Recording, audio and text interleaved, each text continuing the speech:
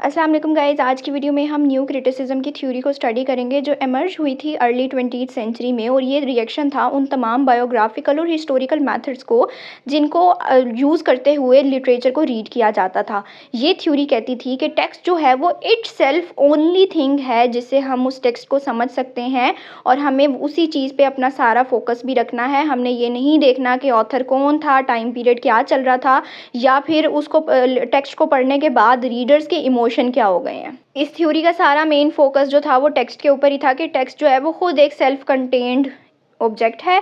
Literature जो है वो ऐसे स्टडी किया जाना चाहिए जैसे वो एक वर्क ऑफ आर्ट हो। उसको हमें ये नहीं देखना चाहिए कि डॉक्यूमेंट ऑफ हिस्ट्री है, यानी अगर किसी को हिस्ट्री पढ़नी है और लिटरेचर के थ्रू उस टाइम पीरियड की हिस्ट्री के बारे में जानना है तो बेहतर है आप हिस्ट्री पढ़ ले rather than studying the literature. और मीनिंग जो है वो स्ट्रक्चर की वजह से, लैंग्वेज की वजह से, यूज़ ऑफ इमेजरी की वजह से, और किस तरह की टोन यूज़ की गई है वर्क के अंदर, टेक्स्ट के अंदर इटसेल्फ, वहाँ से हमें पता चलता है रादर देन हम बाकी एक्सटर्नल एलिमेंट्स को देखें।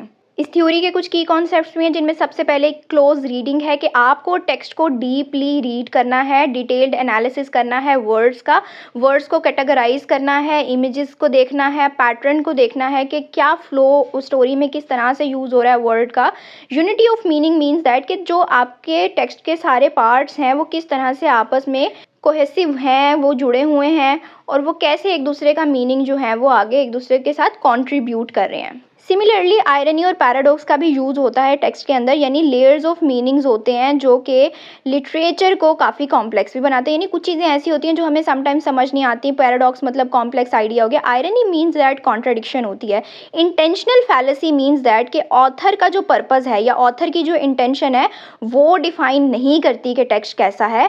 और ये भी बात बिल्कुल ठीक है कि अफेक्टिव फैलेसी जो है, यानी रीडर ने उस कहानी को पढ़ने के बाद, टेक्स्ट को पढ़ने के बाद क्या फील किया, क्या रिएक्शन दिया, वो भी हमें नहीं बताएगा कि उस कहानी का असल मीनिंग क्या है।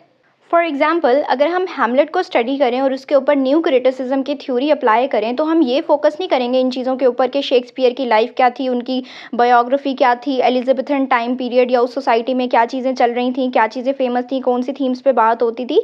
हम ये सब नहीं देखेंगे। हम ये देखेंगे कि प्ले के अपनी जो उसकी लैंग्वेज है, जो प्ले के अंदर की आयरनी है, जो प्ले के अंदर के सिम्बल्स हैं, वो इटसेल्फ आपस में जुड़ के कोहेसिव हो के कैसे मीनिंग को क्रिएट कर रहे हैं। एंड इन सिंपल वर्ड्स हम ये कह सकते हैं कि हमें एक पोइम को या एक नॉवल को या किसी भी टेक्स्ट को समझने के लिए जो कुछ भी चाहिए होता है वो उस टेक्स्ट के अपने ही अंदर होता है, यानी उसका इंटरनल स्ट्रक्चर ही है जो मैटर करता है। एक्सटर्नल फोर्सेस आपने नहीं देखनी।